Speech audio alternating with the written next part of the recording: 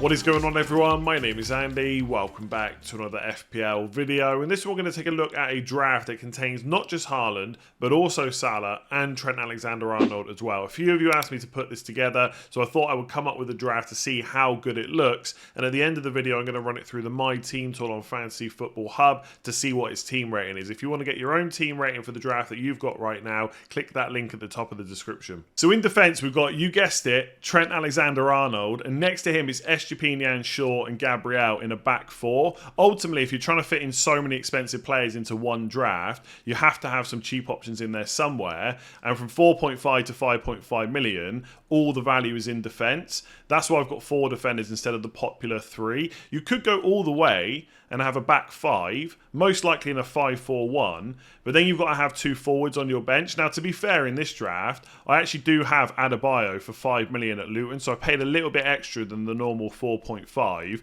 just for added security and minutes. But if I wanted a second forward, they'd probably have to be 5.5 million or above if I wanted them to be playing regularly. And then it just gets a little bit too harder to work in. So I think a back 4 is a nice balance between the two. With Estepinian, Shaw and Gabriel, probably don't need to go over them too much. You've probably seen them in loads of drafts already, but they're all solid players that should get good minutes in good defences and are fairly attacking as well. So I'm pretty happy with them.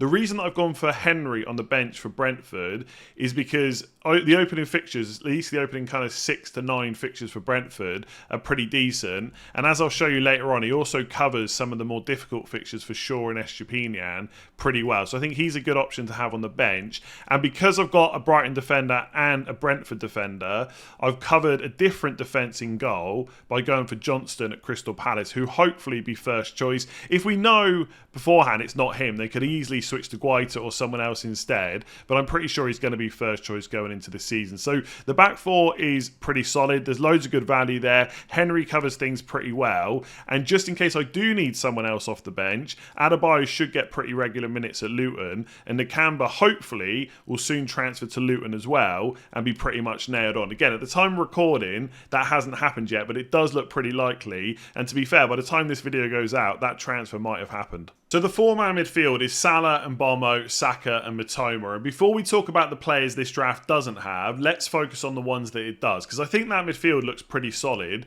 and all 4 players are good options in their own right. So let's take Mbeumo and Mitoma, for example, at 6.5 million. The minutes should be good for both of those players. The underlying data from last year is very good as well. Brentford in particular have no Europe to worry about, and Mbeumo should be on penalties. And I think unless you spend 1.5 to 2 million, you don't guarantee a big upgrade. There's possibly better players for more money, but I think to guarantee it, you need to spend quite a lot. So at 7 million, you got the likes of Sterling, Kulusevski, Richarlison. No guarantees that any of those players are better than Mbeumo or Mitoma. For 1 million more, you've got the likes of Maddison, and I do think there's a lot to be excited about with him in that Spurs team, but I guess it is a new team with him, new setup, new manager. We'll have to see how things go. Foden with minutes would definitely be better than these two, but again, that's not a guarantee either. Then you're up to kind of Martinelli at 8 million, or Fernandes, Odegaard, etc. at 8.5. So it is quite a bit of money to upgrade them to what I would say is a guaranteed better option. So they are very good value. You know how much I like Saka at 8.5. Penalties nailed on, great fixtures for Arsenal and stuff like that. And then of course you've got Salah, who we're trying to put in this draft, who over the last 6 seasons has been the king of FPL. And looking at his numbers from last year, 0.78 expected goal involvement per 90. It just looks like he's going to carry that on again this season.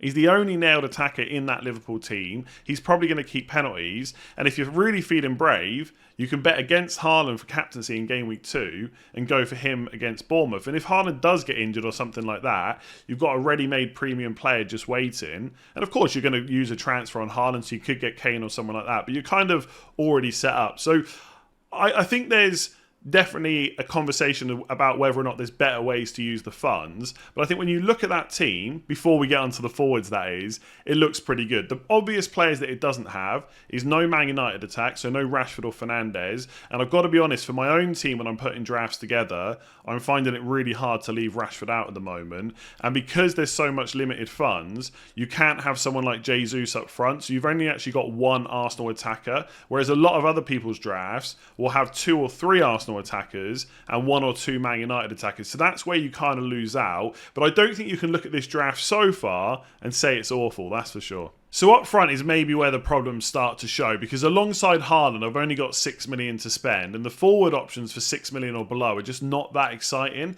That's why I find for my own drafts, I keep coming back to Gabriel Jesus, because it gives me a second Arsenal attacker and covers that second forward spot. I like Nkunku as well, but generally the forwards I like are 7.5 or more. For this draft, I've gone for Wissa because I think for 6 million, he's probably the best option right now. Should be fairly nailed at Brentford. May even play as the number 9 without Tony there. Obviously, if they dip into the transfer market, we'll have to keep an eye on that. But right now, things look pretty good. But if I can't have him, then you've got Calvert-Lewin, if he can stay fit. You've got João Pedro and Ferguson, if they get regular minutes for Brighton. You've got Morris at Luton, who should be pretty much nailed on. But I keep thinking to myself, do I really want to play a newly promoted striker every single week? Not really. So that is definitely the weak point of this draft. If Wissa's not an option and no one else stands out, I don't really know where you go. I think when you look at the 4-man defence and the 4-man midfield, you can kind of get on board with this draft. But once you get to the attack, I'm not sure it looks quite so good. And I know what people are going to say. If you go from Salah to Rashford, that saves you 3.5 million. Then you've got one Man United attacker as well. You could then do Wissa to Jesus. There's your second Arsenal attacker. And you've still got, what, like 1.5 million to spend to upgrade elsewhere. So there is an argument that the better value is to just not have Salah, especially if you're not going to captain him, at least in some weeks. It doesn't have to be every week. But if you're looking at game week 2 thinking Bournemouth at home, but I'm too scared of Haaland, I just don't see what the point is of owning Salah in the first place. As I mentioned earlier, I did run this through the My Team tool on Fantasy Football Hub. It came out with a team rating of 90%. Now, for my actual drafts that I keep creating, most of them come out like 94, 95% plus. So it would make me worried a little bit that this draft won't work. But because of the way it's set up, you've got the 3 most expensive players in their position, Trent, Salah and Haaland. You can easily downgrade them. I know when people have got like a midfield of Rashford, Son, Fernandes, etc., people keep saying, well, how are you going to get to Trent or Salah? Well, you make 2 transfers. If you want to get to a more all-round value team, you use 2 transfers. Maybe you do, I don't know, Salah and Nakamba out, Salah and Mboma, whoever it is. You can get to the likes of Rashford, Son, Odegaard, Jesus, Martinelli pretty easily if you needed to. It's just going to take you 2 moves. In terms of Henry on the bench, I'll just make this a little bit bigger. You can see as part of this tool, you've got like a transfer planner. So game week 1 looks pretty good. In game week 2, Man United have got Spurs away, so you can put Shaw on the bench and just play Henry instead.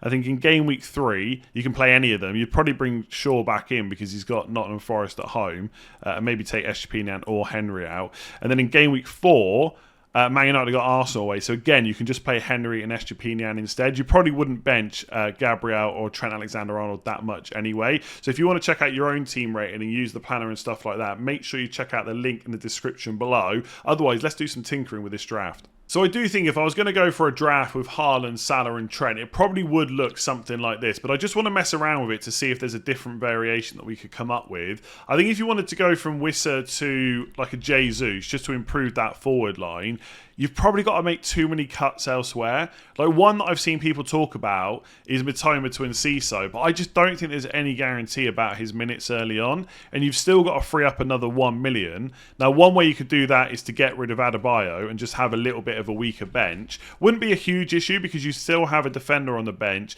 and Nakamba should get minutes as well. So that is something you could do. But then you've still got to find 0.5 million, which isn't that easy. I guess you downgrade a defender, maybe like someone like Luke Shaw to someone else. I mean, the Chelsea defenders, for example, should be pretty cheap. I expect someone like Colwill might be nailed on, and if he is, he's only 4.5. And all of a sudden now you got 0.5 million in the bank. But I don't know if that's a stronger team because Colwill is definitely not as good as Shaw, and Cisso's not as good as Mitoma, and all you're getting out of it is Gabriel Jesus. So that might be slightly better if Jesus absolutely smashes it, but I think I'd actually prefer the draft with Wissa and Mitoma instead. The other thing that you could do is try and get a Rashford in midfield, but I think that's really hard because he's 9 million, so you've got to free up 2.5, and you've probably got to start looking at like, I don't know, 4 million defenders, and you probably have to play them a little bit more regularly. Again, Adebayo could go down to a Surridge. Let's just put him in.